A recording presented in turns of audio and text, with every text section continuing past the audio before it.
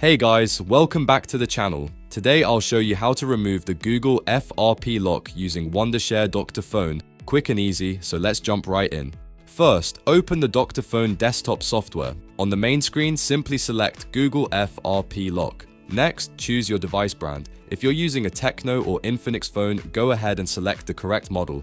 After that, the program will start downloading the required drivers automatically. Just wait a moment for that to complete. Now, before connecting your phone, this step is very important. Make sure your device is powered off. Once it's fully turned off, connect it to your computer using a USB cable. Dr.Fone will then begin the removal process. Just sit back and be patient while it works. When you see the message, "Remove FRP successfully," that means your device has been unlocked.